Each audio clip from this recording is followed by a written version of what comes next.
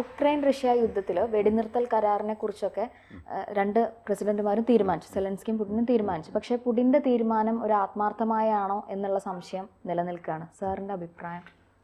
തീർച്ചയായിട്ടും ട്രംപ് ഈ വെടിനിർത്തലിനെ പറ്റി അല്ലെങ്കിൽ സീസ് ഫയറിനെ പറ്റി പറഞ്ഞപ്പോൾ സെലൻസ്കിയെ സംബന്ധിച്ചിടത്തോളം സംശയമൊന്നുമില്ല. അദ്ദേഹം ഹീസ് ഫോർ ഇറ്റ്, അതായത് ഒരു സീസ് ഫയർ വേണം എന്ന് തന്നെയാണ്.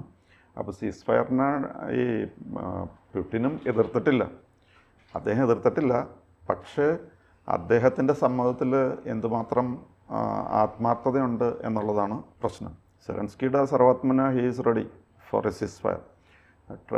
പുടിൻ്റെ കാഴ്ചപ്പാട് കുറച്ചുകൂടി വ്യത്യസ്തമാണ്. അദ്ദേഹം നോ പറഞ്ഞിട്ടില്ല, പക്ഷേ അദ്ദേഹത്തിൻ്റെ യെസ്സിന് അല്പം ഉറപ്പ് കുറവുണ്ട്. അതാണ് ഇപ്പോഴത്തെ അവസ്ഥ. അപ്പോൾ അതിലെ പ്രശ്നം എന്താണെന്ന് വെച്ച് കഴിഞ്ഞാൽ പുടിൻ അങ്ങനെ അത്ര എളുപ്പത്തിൽ ഒതുങ്ങുന്ന ഒരാളല്ല. അദ്ദേഹത്തിൻ്റെ ട്രാക്ക് റെക്കോർഡ് നോക്കിക്കഴിഞ്ഞാൽ നമുക്കത് മനസ്സിലാവും. അദ്ദേഹം KGBയുടെ ബോസ് ആയിരുന്നു ഫോർ അബൌട്ട് 15 years.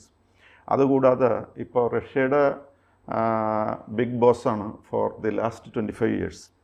അതിൻ്റെ ഇടയ്ക്കൊരു ചെറിയ ഷോർട്ട് പീരീഡിൽ ഇദ്ദേഹത്തിൻ്റെ തന്നെ ഒരു സിൽബന്തി ആയിട്ടുള്ള ഡ്മിട്രി മെദ്വദേവ് എന്ന് പറയുന്ന ഒരാൾ പ്രസിഡൻ്റായിട്ട് കുറച്ച് നാൾ ഇരുന്നിരുന്നു. പക്ഷേ ആ പ്രസിഡൻ്റായിരിക്കുന്ന സമയത്ത് തന്നെ പുടിൻ അവിടെ പ്രൈം മിനിസ്റ്ററായിട്ടും ഇരിപ്പുണ്ടായിരുന്നു. അപ്പോൾ ചുരുക്കത്തിൽ പറഞ്ഞു കഴിഞ്ഞാൽ 2000 തൊട്ട് 2025 വരെ റഷ്യയുടെ ഭാഗങ്ങളെല്ലാം തീരുമാനിക്കുന്നത് പുടിനാണ്. അപ്പോൾ പുടിൻ്റെ ഈ KGB ബാക്ക്ഗ്രൗണ്ടും ഇപ്പോൾ പ്രസിഡൻ്റായിട്ട് അല്ലെങ്കിൽ പ്രൈം മിനിസ്റ്ററായിട്ട് ഇത്രയും കാലം ഇരിക്കുന്ന ബാക്ക്ഗ്രൗണ്ടൊക്കെ വെച്ച് അദ്ദേഹം ആരും പറയുന്നതൊന്നും അങ്ങനെ എളുപ്പത്തിൽ കേൾക്കുന്ന ഒരാളല്ല. അത് തന്നെയല്ല, അദ്ദേഹം തീരുമാനിച്ച് ഉറച്ചു കഴിഞ്ഞാൽ അത് പ്രവർത്തിക്കുന്ന ആളുമാണ്. അപ്പോൾ ഇപ്പോൾ യുക്രൈനെ തന്നെ ആക്രമിച്ചത് തന്നെ വേറെ ആരും അങ്ങനെ പ്രതീക്ഷിച്ചിരുന്നില്ല, ഇങ്ങനെ ഒരു തീരുമാനത്തിലേക്ക് പോകുന്നു. അപ്പോൾ അതാണ് അദ്ദേഹത്തിൻ്റെ മോഡസ് ഓപ്പറാൻഡി, അദ്ദേഹത്തിൻ്റെ രീതി ഇതാണ്. ഈ വാസ്തവത്തിൽ സീസ് ഫയറിനെ പറ്റി ചോദിച്ചപ്പോൾ യെസ് ഓർ നോ എന്ന് കട്ടായമായിട്ട് പറയാം. പക്ഷേ അദ്ദേഹത്തിൻ്റെ ഒരു ആറ്റിറ്റ്യൂഡ് മേ ബി ചിലപ്പോൾ അങ്ങനെ ആകാം എന്നുള്ള രീതിയിലാണ്. തീർത്തങ്ങ് ഉറപ്പ് പറയുന്നില്ല. മാത്രമല്ല, അദ്ദേഹത്തിൻ്റെ ശക്തിയും പ്രതാപമൊക്കെ വെച്ച് പല ചോദ്യങ്ങൾ ചോദിക്കുന്നുണ്ട്, പല കണ്ടീഷൻസും പറയുന്നുണ്ട്. സെലൻസ്കി പറയുന്ന പോലെ സീസ് ഫയർ ആണോ എങ്കിൽ നമുക്കാകാം എന്നല്ല പറയണത്. അദ്ദേഹം അതിനിടയ്ക്ക് ഇപ്പോൾ വിറ്റ്കോഫ് എന്ന് പറഞ്ഞിട്ട് ട്രംപിൻ്റെ ഒരു എൻബോയ് അല്ലെങ്കിൽ റെപ്രസെൻറ്റേറ്റീവ് അവിടെ പോയിരുന്നു. ഈ വിറ്റ്കോഫിനോട് അദ്ദേഹം ചില കാര്യങ്ങളൊക്കെ പറഞ്ഞ് ചില മെസ്സേജുമായിട്ട് ട്രംപിൻ്റെ അടുത്തേക്ക് വിട്ടിട്ടുണ്ട്. പക്ഷേ സംസാരിക്കുന്നതിനിടയിൽ അദ്ദേഹം ചില കണ്ടീഷൻസ്, അതായത് പുടിൻ ചില കണ്ടീഷൻസ് പറയുന്നുണ്ട്, ചില ചോദ്യങ്ങൾ ചോദിക്കുന്നുണ്ട്. ആ കണ്ടീഷൻസ് കേൾക്കുമ്പോൾ തന്നെ നമുക്കറിയാം അദ്ദേഹത്തിന് ഇതിൽ വലിയ ആത്മാർത്ഥതയില്ലെന്ന്. അദ്ദേഹം പല കണ്ടീഷൻസാണ് പറയുന്നത്. ഒന്ന്, നാറ്റോയിൽ നിന്നും യുക്രൈൻ പിന്മാറണം. അത് പിന്നെ നാറ്റോയിൽ ചേരാൻ വേണ്ടിയിട്ടാണ് ഈ യുദ്ധവും ഈ 2-3 കൊല്ലത്തെ യുദ്ധമൊക്കെ യുക്രൈൻ അനുഭവിച്ചത്. പക്ഷേ ഇപ്പോൾ ട്രംപ് തന്നെ പറഞ്ഞിരിക്കുന്ന നിലയ്ക്ക് നാറ്റോയിൽ നിന്ന് അംഗത്വം വേണ്ട എന്നുള്ളത് സമ്മതിക്കാനായിട്ട് ബുദ്ധിമുട്ടൊന്നും ഉണ്ടാവില്ല. പിന്നെ സ്ഥലം പിടിച്ചെടുത്തതിനെ പറ്റി അവകാശവാദമൊന്നും പറയരുതെന്നാണ് ഈ പുടിൻ്റെ വേറൊരു കണ്ടീഷൻ. പിന്നെ ഒരു കണ്ടീഷൻ, സേനാബലം കൂട്ടരുത്. ഇപ്പോൾ ട്രൂസിനോ അല്ലെങ്കിൽ സീസ് ഫയറിനോ പറഞ്ഞ് 1 മാസം എടുത്തു കഴിഞ്ഞാൽ അതിനിടയിൽ സേനാബലത്തിലൊന്നും കൂടുതൽ ഉണ്ടാകാൻ പാടില്ല. പിന്നെ വെസ്റ്റേൺ സാങ്ഷൻസ് ഉണ്ട്, സാങ്ഷൻസ് എടുത്ത് മാറ്റണം എന്നുള്ളതാണ് അദ്ദേഹത്തിൻ്റെ കണ്ടീഷൻ. പിന്നെ വേറൊരു കണ്ടീഷൻ പറഞ്ഞിരിക്കുന്നത് ഇവിടെ യുദ്ധത്തിൻ്റെ അന്തരീക്ഷം മാറിയാലും ഉടനെ തന്നെ യുക്രൈനിലെ ഇലക്ഷൻ നടത്തണമെന്നാണ്. എന്ന് പറഞ്ഞാൽ അദ്ദേഹത്തിന് എന്തെല്ലാം കണ്ടീഷൻസ് വാരിക്കോരി പറയാൻ പറ്റുമോ അതെല്ലാം പറഞ്ഞിട്ടാണ് മുന്നോട്ട് പോയിക്കൊണ്ടിരിക്കുന്നത്. പിന്നെ അദ്ദേഹത്തിന് ചില ക്വസ്റ്റ്യൻസും ചോദിക്കാനുണ്ട്. ക്വസ്റ്റ്യൻസ് എന്ന് പറഞ്ഞു കഴിഞ്ഞാൽ എന്താണ് ഇപ്പം നിങ്ങൾ 1 മാസത്തെ ട്രൂസ് അല്ലെങ്കിൽ സീസ് ഫയർ പറയുന്നുണ്ട്, അത് what will the truce be used for, എന്താണ് നിങ്ങൾ ഈ കാലത്ത് ചെയ്യാൻ പോകുന്നത്, അല്ലെങ്കിൽ ഈ സീസ് ഫയർ എന്തിനാണ് ഉപയോഗിക്കുന്നത് എന്നുള്ളതാണ് ഒരു ചോദ്യം. പിന്നെ വേറൊരു കാര്യം, ഡ്യൂറിങ് ദിസ് സീസ് ഫയർ യുക്രൈനിന് വെപ്പൺസ് കിട്ടുമോ എന്നുള്ളതാണ് വേറൊരു ചോദ്യം. അതിൻ്റെ കൂട്ടത്തിൽ വേറൊരു കാര്യം കൂടി ചോദിക്കുന്നത് അദ്ദേഹം, what if the truce is violated.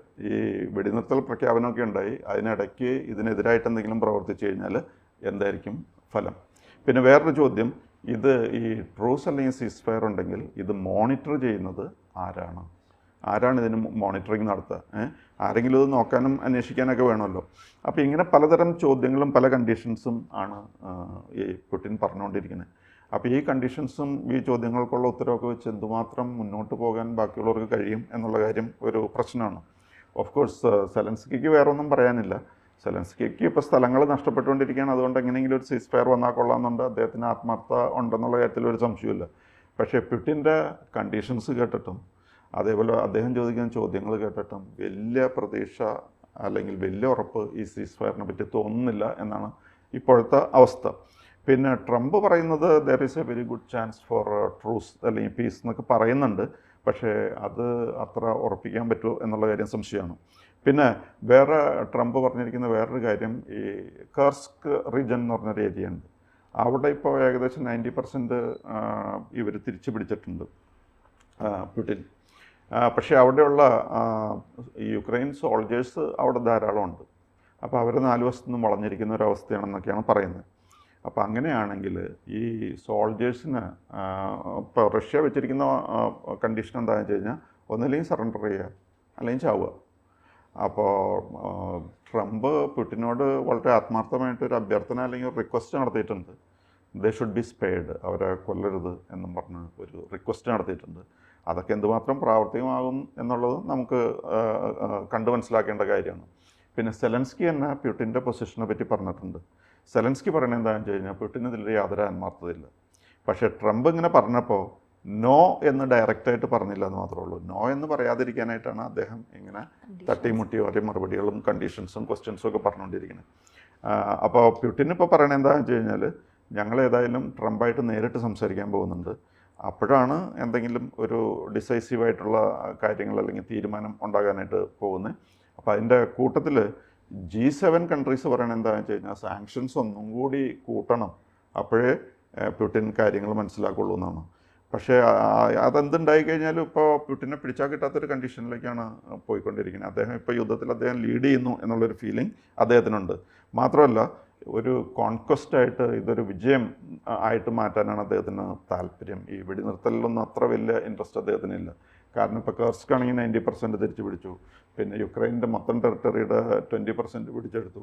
ഇങ്ങനെയൊക്കെ നല്ല ശക്തമായിട്ടാണ് അദ്ദേഹം മുന്നോട്ട് പോയിക്കൊണ്ടിരിക്കുന്നത്. അപ്പോൾ ഇതിന് വിജയം എന്നുള്ള ലെവലിലേക്ക് അത് ട്രാൻസ്ലേറ്റ് ചെയ്യാനോ കൺവേർട്ട് ചെയ്യാനാണ് അദ്ദേഹത്തിന് താല്പര്യം. പിന്നെ സെലൻസ്കി കാണുന്നത് എന്താണെന്ന് വെച്ച് കഴിഞ്ഞാൽ അദ്ദേഹം സീസ് ഫയറിന് ഉള്ള കാര്യം പറഞ്ഞപ്പോൾ തന്നെ അദ്ദേഹം സമ്മതിച്ചു. അതുകൊണ്ട് ഇനി ആർക്കും സെലൻസ്കിയെ കുറ്റം പറയാൻ പറ്റില്ല. പുടിൻ ഇതിന് സമ്മതിച്ചില്ലെങ്കിൽ ഈ കുറ്റം സെലൻസ്കിയിൽ നിന്നും പുടിനിലേക്ക് മാറ്റാനുള്ളൊരു അവസരമായിട്ടാണ് സെലൻസ്കി ഇതിനെ കാണുന്നത്. ഇനിയിപ്പോൾ സെലൻസ്കിയെ ആർക്കും കുറ്റം പറയാൻ പറ്റില്ല, പുടിൻ്റെ കുറ്റമായിട്ട് അത് മാറും. അങ്ങനെയാണെങ്കിൽ ആൾക്കാർക്ക് കുറ്റം പറയാനൊരു ഒരു സാഹചര്യം ഉണ്ടാകട്ടെ എന്നുള്ളതാണ് സെലൻസ്കിയുടെ കാഴ്ചപ്പാട്. പിന്നെ പുടിൻ പറയുന്നത് സൗദിയിൽ പോയി കഴിഞ്ഞപ്പോൾ പെട്ടെന്ന് കാര്യങ്ങൾക്കൊക്കെ ഒരു തീരുമാനം ഉണ്ടായിരുന്നു. തീരുമാനമായെന്ന് പറഞ്ഞു കഴിഞ്ഞാൽ എന്തൊക്കെയാണ് ചെയ്യേണ്ടത് എന്നുള്ളതിനെ പറ്റിയും അതേപോലെ ഈ സെലൻസ്കിക്ക് കൊടുക്കേണ്ട നിർദ്ദേശങ്ങളൊക്കെ പെട്ടെന്ന് തന്നെ കൊടുക്കപ്പെട്ടു. അപ്പോൾ അതേപോലെ ഇനിയൊരു ഫോൺ കോൾ നേരിട്ട് ട്രംപായിട്ട് നടത്തുമ്പോൾ കാര്യങ്ങൾക്ക് ഒന്നും കൂടി ഒരു പുരോഗതി ഉണ്ടാകും എന്നാണ് പറയുന്നത്. എന്തായാലും ഈ ഇദ്ദേഹത്തിൻ്റെ പുടിൻ്റെ നീക്കങ്ങളും ചോദ്യങ്ങളും ഉപാധികളും ഒക്കെ വെച്ച് വലിയ പ്രതീക്ഷ നമ്മൾ വെച്ച് പുലർത്തണം എന്നില്ല. കാരണം ഇവർ രണ്ടു കൂട്ടരെയും ഒരു തീരുമാനത്തിൽ ഒരു യോജിപ്പിലേക്ക് എത്തിക്കുക എന്ന് പറഞ്ഞാൽ അത്ര എളുപ്പമല്ല. പിന്നെ ട്രംപ് ഏതായാലും സെലൻസ്കിയുടെ അടുത്ത് വളരെ കർക്കശമായിട്ട് കാര്യങ്ങൾ പറയുന്നുണ്ട്. സെലൻസ്കിക്ക് ട്രംപ് പറയുന്നതിൻ്റെ അപ്പുറത്തേക്ക് പോകാനും പറ്റില്ല. അപ്പോൾ അവിടെ പോയി വൈറ്റ് ഹൗസിൽ അല്ലെങ്കിൽ ഓവൽ ഓഫീസിൽ മീറ്റിംഗ് നടന്നപ്പോഴും ട്രംപ് വാസ് ഡിക്റ്റേറ്റിംഗ് ടേംസ്. ആ ടേംസ് അക്സെപ്റ്റ് ചെയ്യാനേ സെലൻസ്കിക്ക് കഴിയുള്ളൂ. അദ്ദേഹം അതിന് തയ്യാറുമാണ്. പക്ഷേ സെലൻസ്കിയെ കൊണ്ട് ബോധ്യപ്പെടുത്തുന്ന പോലെ അല്ലെങ്കിൽ അനുസരിപ്പിക്കുന്നത് പോലെ പുടിൻ്റെ അടുത്ത് പോയി കഴിഞ്ഞാൽ അത്രയൊന്നും നടക്കില്ല. കാരണം പുടിൻ്റെ ബാക്ക്ഗ്രൗണ്ട് ഞാൻ പറഞ്ഞല്ലോ, 15 വർഷം KGBയുടെ ബോസ് ആയിരുന്ന ആളാണ്. 25 വർഷം, അതായത് 2000 തൊട്ട് ഇപ്പോൾ 2025 വരെ പ്രാക്ടിക്കലി റഷ്യ കയ്യിൽ ഒതുക്കിക്കൊണ്ട് നടക്കുന്ന ആളാണ് പുടിൻ. അതുകൊണ്ട് പുടിൻ്റെ അടുത്ത് ഈ പറയുന്ന കാര്യങ്ങളൊക്കെ എന്തുമാത്രം പ്രാവർത്തികമാകും, പുടിൻ ഒതുങ്ങുമോ എന്നൊന്നും നമ്മളത്ര പോസിറ്റീവായിട്ട് അതിനെ കണ്ടിട്ട് കാര്യമില്ല എന്നുള്ളതാണ് ഇപ്പോഴത്തെ അവസ്ഥ. അതാണ് നമ്മൾ ഇപ്പോഴത്തെ ലേറ്റസ്റ്റ് കണ്ടീഷനിൽ നമ്മൾ കാണുന്ന ഒരു സാഹചര്യം അതാണ്. പിന്നെ എല്ലാം നല്ലപോലെ വരട്ടെ, നമുക്ക് ഓപ്റ്റിമിസ്റ്റിക് ആയിട്ടിരിക്കാൻ അത്രേ പറ്റുള്ളൂ. അതാണ് ഇപ്പോഴത്തെ അവസ്ഥ. കൂടുതൽ വാർത്തകളും വിശേഷങ്ങളും നിങ്ങളിലേക്ക് എത്താൻ ABC മലയാളം സബ്സ്ക്രൈബ് ചെയ്യുക, ബെൽ ബട്ടണും അമർത്തുക.